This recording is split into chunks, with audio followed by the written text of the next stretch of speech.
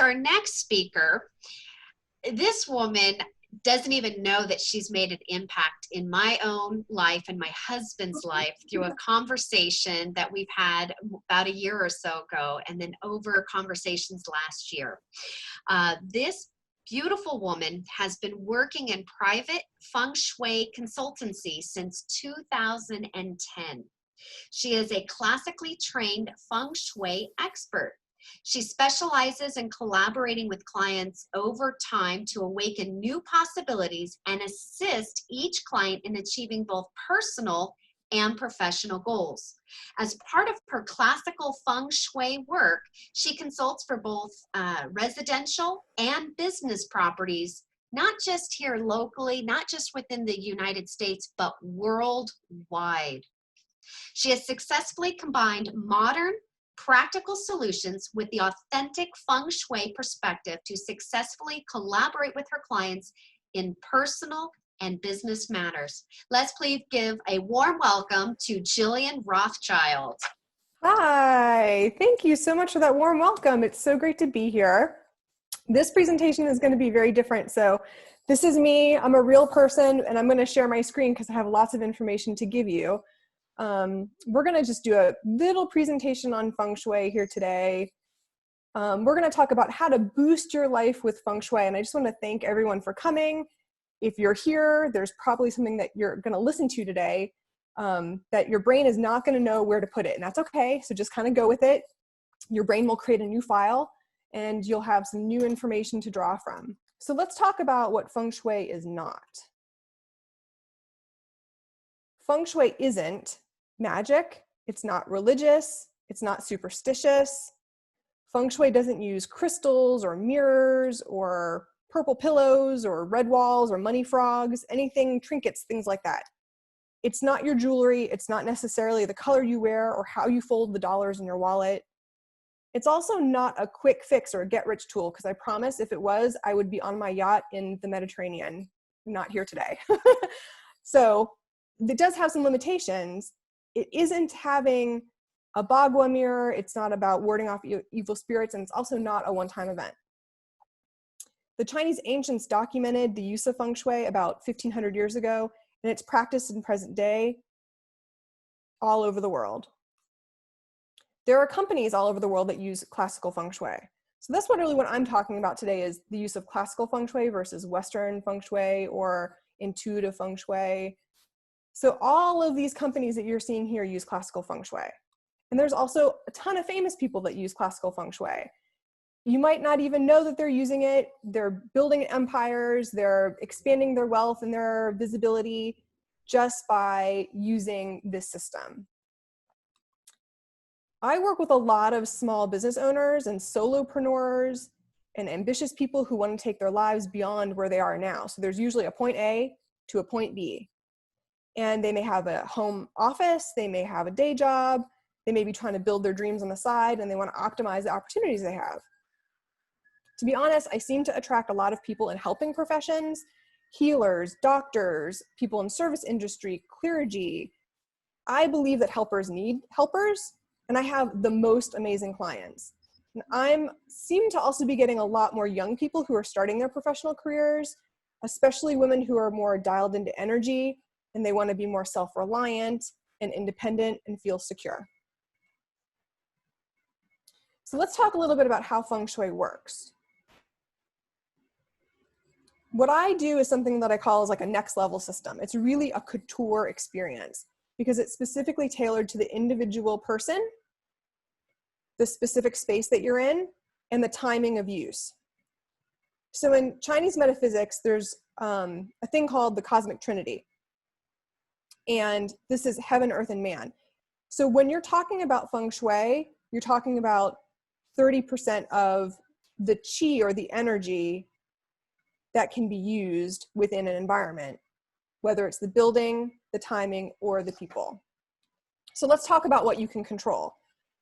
Feng Shui helps us feel more in control. And there's 3 types of luck, as I just mentioned. There's heaven luck. This is the cosmic trinity. Heaven luck, that's not within our control. It's energy we're born with. It's just what's meant to be. There's also man luck or human luck, which is our free will. It's our energy levels, it's how positive we are, it's the choices we make. And then there's earth luck. And that's where we live, our environment, our surroundings, and the feng shui. And that's what we're talking about today. We're talking about the earth luck because that's what we can control in feng shui. So what you can do with feng shui is take action. And we're going to talk about a very powerful feng shui technique that you can use right now. Feng shui favors action.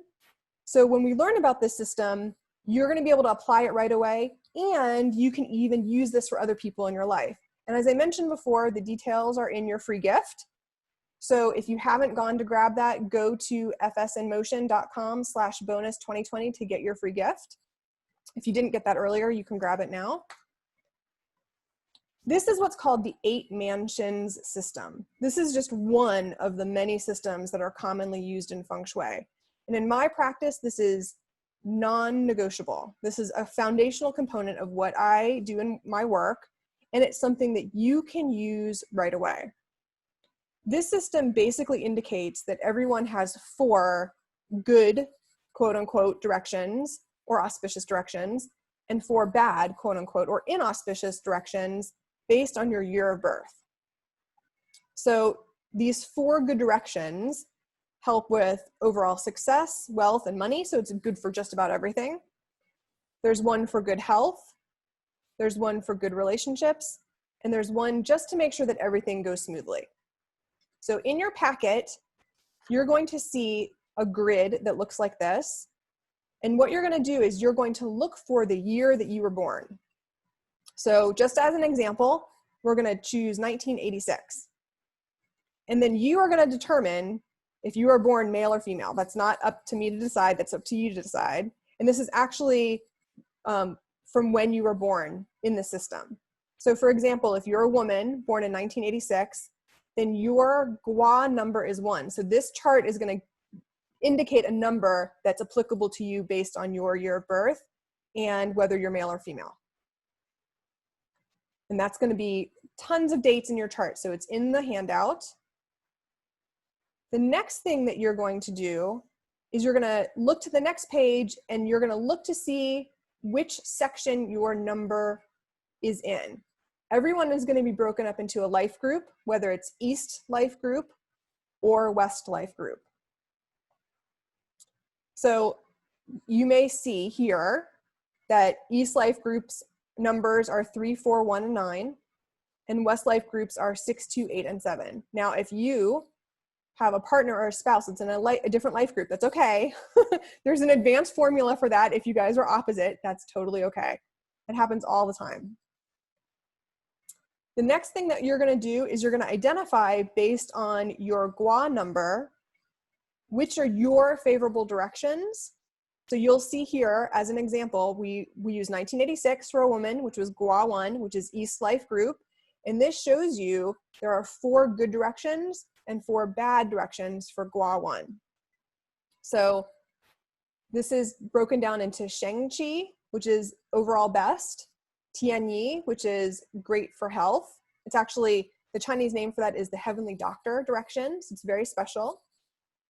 The Yen Yen is great for good relationships, and Fu Wei is excellent for stability. Now the other 4 will indicate other things that you don't necessarily want in your life, like nothing going smoothly, or lawsuits or bad romance, bad health or betrayals, divorce, failures, catastrophes of all kinds. We want to try to avoid that whenever we can. So it's really important that when you're using feng shui, you are deciding what's important to you, and you have a goal in mind. That is the best way to see results with feng shui because you can choose what you want to utilize. So what's your goal? Are you trying to increase your wealth and your abundance? Do you have a health issue that you're feeling that you need some support or needs to be corrected? Are you looking to bring in a new relationship? Maybe you're looking for romance, or maybe you're looking for a business partner or a mentor. Maybe you just feel like you always run into obstacles, that things just nothing goes smoothly. You can't seem to just catch a break. You have all these sort of little minor annoyances or mishaps in your life. These are all different things that you can address using the system when you know what your goal is. So it is important that you take a minute and get clear. So when I say use these directions, let's talk about what that means, because you can use these directions to benefit yourself. It's a great idea to take it with you wherever you go. So using this system means facing a direction that's good for an important meeting or a conversation or activities like working or meditating. So for example, if I was going on a date and I really, really wanted to hit it off with the person across the table from me, I might, as a GWA 1 person, get there early, take this little handout with me, figure out which is south, and point myself so I'm seated looking south. Simple, super easy.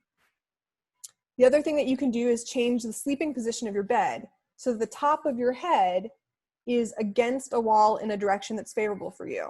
So my favorite direction for sleeping is actually the Fu Wei direction. So on this chart, that's your +60. So if I'm a GWA 1 person and I feel like I'm not sleeping well and maybe it's impacting other areas of my life, I would put my bed on a north wall so that the head of my bed was going north, like my crown chakra was against the north while I'm sleeping. You can also set up your desk to face a specific direction. So for working, I really like the +90, which is your Sheng Qi. It's very active Qi. It's great for stimulating and focusing and getting you to create movement and action. So it's excellent for work. So on this diagram, the Sheng Qi direction is the +90 in the southeast. And it's also really helpful for doors. So in Feng Shui, the door is really, really important. So in my house, if I had a health issue and I had a door on an east wall, I might come in on the east door instead of choosing, for example, a back door on the west or a south door if I'm looking to increase my health and create those opportunities in my life. So this is something that you can print out, you take it with you, take a picture of it, put it on your phone. You're never without it. As a practitioner, this is how I use it. So I want to give you an example of what I do as a Feng Shui practitioner. So if I'm looking at a house, I'm going to take a direction and I'm going to see what direction the front door is, what it's facing, and I'm going to overlay this information on top of it. So the yellow areas in this property is the good stuff. And it's especially good if I'm an East Life group person. So part of my job as a practitioner is to look at this and say, hey, to my client, which is a better room to sleep in and why?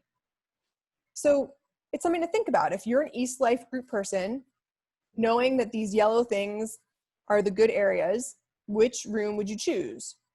Would you choose the top left? Would you choose the room on the right to sleep in, and why? So you can feel free to type that in if you like, if you want to check out the chat and participate. The answer that I would give is always dependent on what the client needs, but what I like about the room on the top left is that it includes the Fu Wei, which is great for sleeping. So we want our client to have, just by being in that room, an opportunity to get a good night's sleep. And I might tilt the bed a little bit so that it's east, so that the head of the bed is east, even though it looks like the back is actually southeast in this property. I might tilt the bed a little bit. So what if you're a West Life group person? What would you do? Using this same plan, knowing that the yellow stuff is the good stuff, if I'm a West Life group person, what are my options? Well, I certainly could use the top left room and use a part of it. But for a West Life group person, I actually really like the bedroom on the right, because half of that room is available, the sort of bottom half of that room is available for sleeping. So you can tweak that a little bit because we already know that if a West Life group person is using this room, that southwest area is going to be beneficial for them.